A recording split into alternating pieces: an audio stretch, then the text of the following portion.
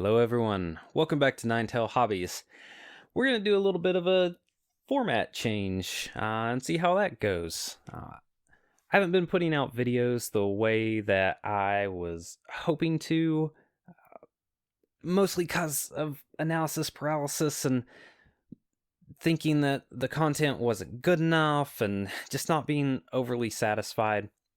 And I originally started this channel just mostly as a video journal to track my progress, and if anybody was interested, then they could give it a watch.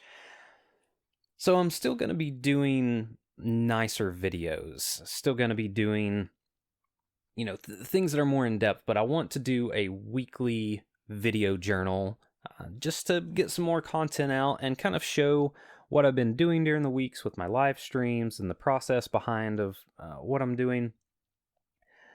So there are going to be a few other changes that I'm just going to go over real quick. First off, I don't think I'm going to be doing any more GW stuff. Now wait. Let me explain why real quick.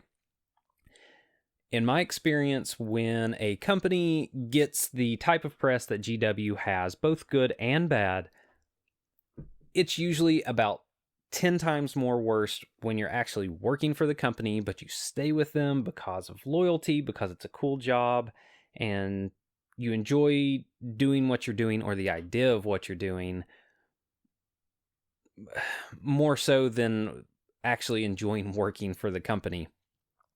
And also what they're doing to the customers, specifically like what they're charging, the amount of product they're putting out. I mean, I know we all like new shiny stuff and everything, but the charge that they're putting behind their products, I think GW is trying to see how far they can push their fan base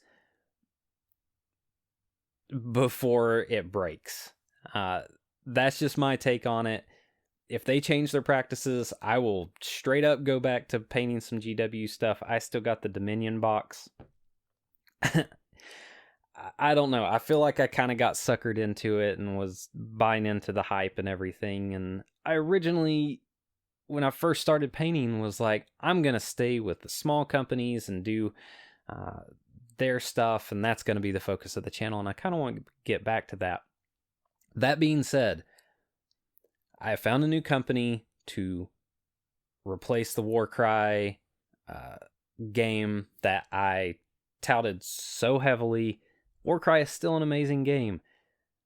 I just personally, like I said, with the whole GW thing, but indie game, Warploque Miniatures, Arc World is a wonderful game. Now, I have had my eye on Warploque Miniatures probably since I started painting. That's when they very first started their digital files, and they have digital and physical things. I'm going to put a link to their webpage down below.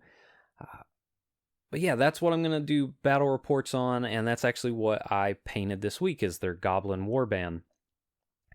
And that's going to be the focus for a little bit. There's some other things that I've got in the works. We'll see what's going on, but let's take a look and see how this warband came out this week. So first off, this is not sponsored by Warplag Miniatures. I just really like this company. As you can see, beautiful sculpts, hand and digital, free downloadable game, rulebook, really cool factions, large breadth and depth to this game. But starting off with the goblins, I did handmade contrast paints for each of these. I'm using the Marco Frazzoni method of acrylics, contrast style with oils on top. Pretty much to make a homemade contrast paint, if you're not aware, is just a 1:1:1 ratio of paint, medium, and water. It varies slightly depending on which type of paint that you're using.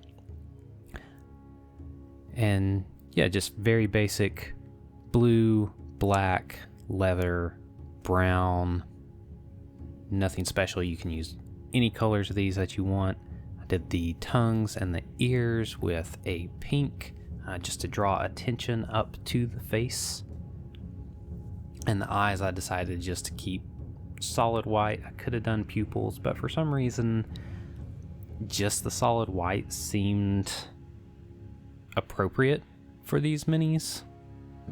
And then I did gunmetal for all of the metallic bits. Didn't want to get too crazy, and then did a Payne's Gray oil wash over the top of everything just to get some nice depth in, and then let it sit for a minute. Took some mineral spirits and wiped it off the top. And this is where the oils came in. I just got some basic white starting off and mixed just a tiny bit of blue in, and then I would come in, and this is the same process for everything, and then get a nice clean dry brush and just sweep it ever so slightly. And sometimes you can just dab the points. I gave them little purple noses and elbows and everything because these guys are cold and frosty, and this just blends out so wonderfully. It saves me so much time on doing all kinds of things. And then this is just some, I believe this is burnt sienna. And then I just came in and stippled it in just like you would normal acrylics. And then brown highlight for the pants because I did want it to still have that leathery feel. And a couple of spots that I forgot while I was speed painting, just in a rush. And then the green, I wanted to do kind of like fire, where the inside of it was more intense than the outside. So that was a fun experiment. And then did OSL for the first time with oils. I went a little overboard, but it ended up being okay. It's a little much, but I know what I would fix now that I've done it once. And again, just blending those out, and I put some white in after I did the green, because oils are wet on wet, and you can change those up, and that just intensified that. And then the white, just took some pure white, just skated it right over the top and blended it out, just super smooth. And that's the name of the game with oils. It just saves you so much time where you have to labor and glaze and layer and glaze. With acrylics, oils, it's just like one and done once you get a hang of it, which I'm still getting a hang of it. And then this is just some raw raw ochre that I wanted to highlight the wood with, and just give it some character, put some yellow into it, because wood can be a variety of different shades and tones.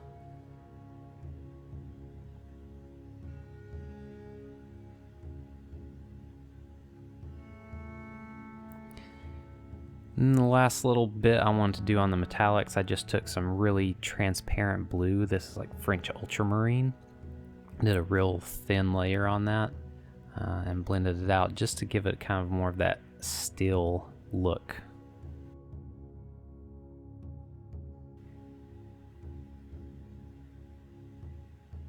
And the ground was just burnt umber and burnt sienna mixed together. And then the rocks were just, I took a little bit of gray and white mix and just kind of pushed it on top. And then the final thing I did was come in with a really deep, dark, saturated blue and did it as an undertone. And it just really helped generate a whole bunch of depth at the very end. Just kind of pushing that in as like an atmospheric fill. Thanks again for watching. And for once, I'm going to say it. Don't forget to like and subscribe, and we'll see you next week.